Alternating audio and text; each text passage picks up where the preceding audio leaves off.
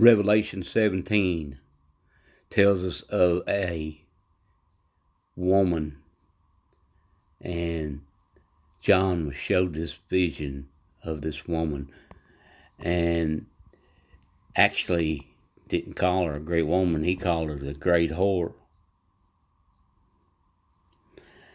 And she symbolizes an apostate religion. Now, I have a book by D.W. Woodrow, which says this system is a conglomeration of New Age, liberal, and the Roman Catholic system. There are many books out on the subject, and we want to first look at the Bible, chapter 17. And I have recommended books on this. And there came one of the 7 angels which had the 7 vials, and talked with me, saying unto me, Come hither, and I will show unto thee the judgment of the great whore that sitteth upon many waters, with whom the kings of the earth have committed fornication, and the inhabitants of the earth have been made drunk with the wine of her fornication. So he carried me away in the spirit into the wilderness, and I saw a woman sit upon a scarlet colored beast, full of names of blasphemy, having 7 heads, and 10 horns. And the woman was arrayed with purple and scarlet color, and decked with gold and precious stones and pearls, and having a golden cup in her hand full of the abomination and filthiness of her fornication. And upon her forehead was a name written, Mystery Babylon, the Great, the mother of harlots, and the abomination of the earth. And I saw this woman drunken with the blood of saints and with the blood of the martyrs of Jesus. And when I saw her, I wondered with great admiration, with great wonder. Not because of what she did, but how she did it, I think. Now, I've looked into this pretty closely. And Thompson Chain has many scriptures on it, which is what I'm in right now, is the Thompson Chain. I'm not in the Dake Annotated, but Thompson Chain, give you a shot of my notes that I have here.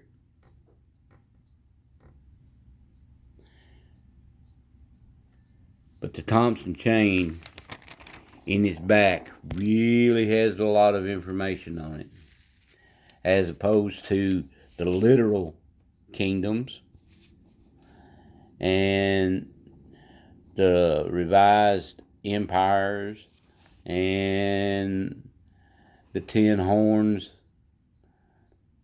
which we know are the 10 kingdoms, sitting on the 7 hills. That's Rome,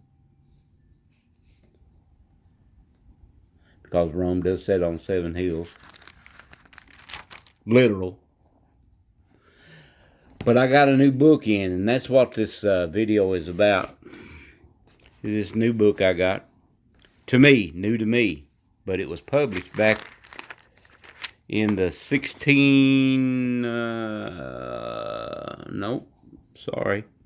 in the 1800s. It's by Alexander Hislope. And I had a copy before, but I was lending it out to someone, and I don't know who that is now. When I went to get it, it was gone. So I ordered this one to replace it. Trying to find that number in the screen here. There it is.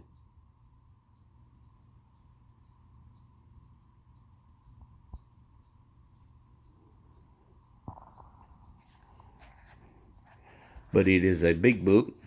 Anybody that knows the Thompson chain knows that it's a big Bible, and this book is quite a bit taller than the Bible. It's complete and unabridged, and its publisher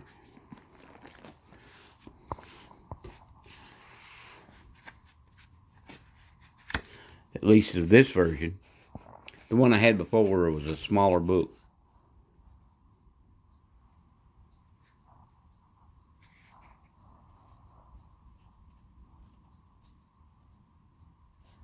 Seventh edition. It's called The Two Babylons, or Papal Worship, proved to be the worship of Nimrod and his wife, Semiramis, who also some people teach was also his mother.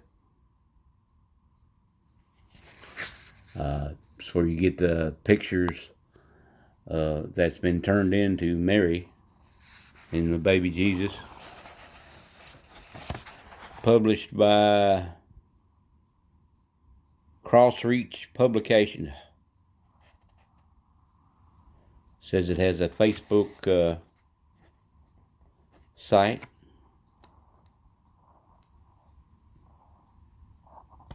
This is 2017.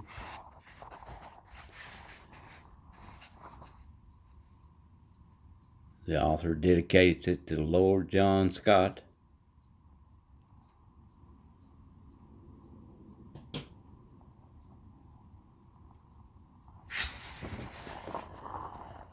Now, the first thing you will notice, which I noticed when I got into it, is that the print is atrociously small. It's a whole lot smaller than my Dake Bible. The pages are thick, though, almost like a light cardstock. But it has good reviews. And then the contents.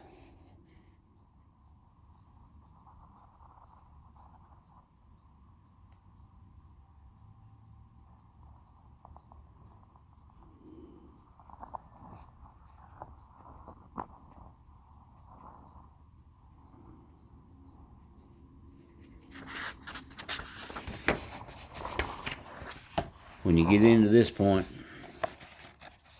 it's pretty quick to realize that this is not an easy read. The information contained in is easy to digest, but the actual reading part is not. Got to have good light and good eyes, or you got to have a good lamp and a good set of glasses. And of course, you come down one side and the other. It just keeps going like that. Not an easy read.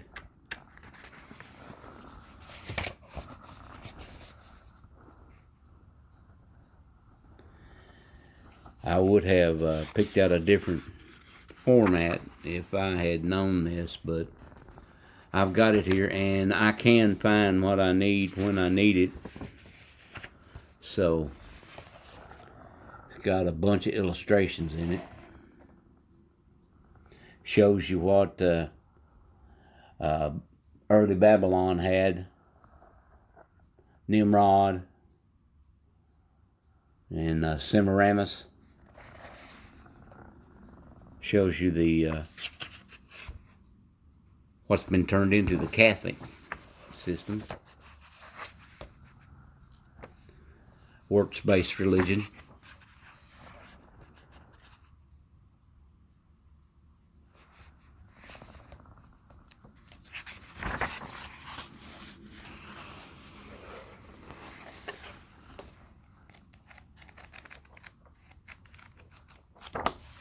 It's a pretty thick book. But if you want to know the origin of the Roman Catholic Church and its errors, I would suggest this book to you. Maybe by another publisher. I checked that before I invested my money in this, unless you have absolutely good eyes. And I don't. I have to wear my glasses and turn on a good lamp beside me, or stick it in the window like I got it right now. God bless you all. We love you here in Kentucky. Study your word. Show yourself approved unto God. A workman, a craftsman, a tradesman, someone that knows what he's doing. And always pray before you get into the word and before you get into books by authors like this. This book, of course, is written by God the Holy Ghost as he moved upon 40-some men of God. This one, it's written by a man, written by a preacher, and seems pretty sound, and world history testifies to much to what he says in here, so study it. Don't get involved in something that's going to take you the wrong direction. God bless you. We love you. Stay safe.